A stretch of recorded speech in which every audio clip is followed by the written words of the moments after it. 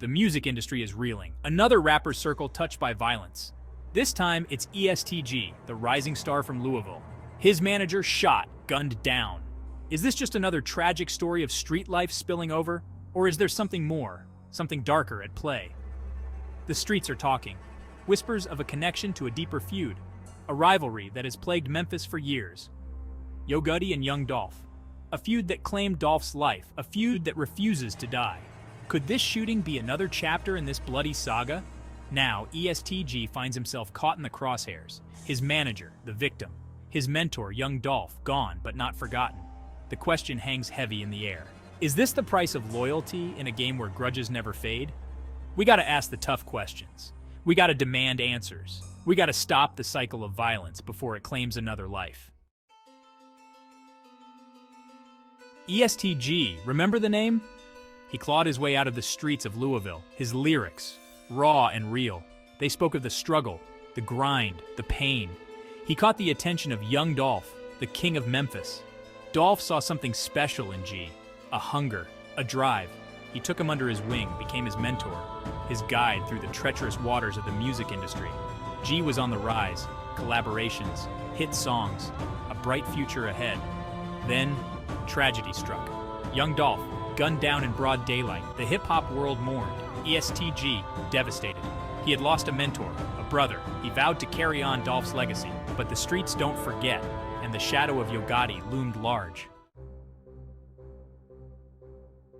Yogotti, the self-proclaimed king of Memphis. He built his empire from the ground up. His label, Collective Music Group CMG, a powerhouse. But his reign was not without its challengers. Young Dolph emerged as a force to be reckoned with. He had the talent, the charisma, the hustle. But there was tension, disagreements. Words were exchanged, diss tracks were released. The rivalry between Yogotti and Young Dolph ignited. Things escalated. There were incidents, confrontations, violence. The streets of Memphis were on fire. Fans took sides. The feud became legendary. And tragically, it would claim the life of Young Dolph. Section 4. Whispers and speculation. Gotti's name casts a shadow. The shooting of ESTG's manager sent shockwaves through the industry. Questions swirled. Who would do such a thing? Why? The streets, always talking, started buzzing. Whispers of Yogotti's involvement began to circulate. Gotti and Dolph's rivalry was no secret.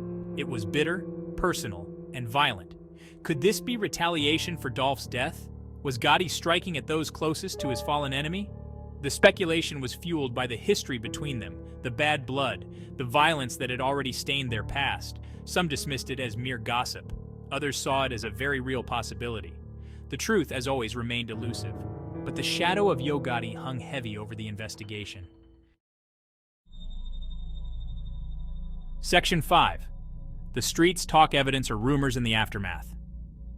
In the wake of the shooting, the authorities launched a full-scale investigation. They searched for clues, for witnesses, for any shred of evidence that could lead them to the shooter. But the streets remained tight-lipped. No arrests were made. No suspects were named. The police remained silent, citing the ongoing nature of the investigation. The lack of concrete information only fueled the speculation. Rumors spread like wildfire. Some claimed to have inside information. Others pointed fingers based on hearsay and speculation. But without evidence, it was all just talk. The streets, while often a source of information, could also be a breeding ground for misinformation. Until the police made a breakthrough, the truth behind the shooting of ESTG's manager would remain a mystery. Section 6. Seeking justice, demanding peace. A call for resolution in hip-hop.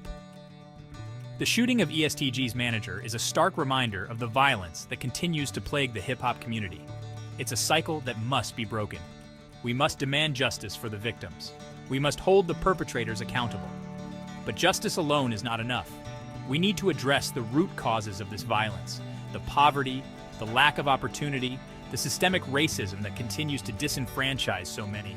We need to invest in our communities. We need to provide our youth with alternatives to violence. This is a call to action, a call for peace, a call for unity.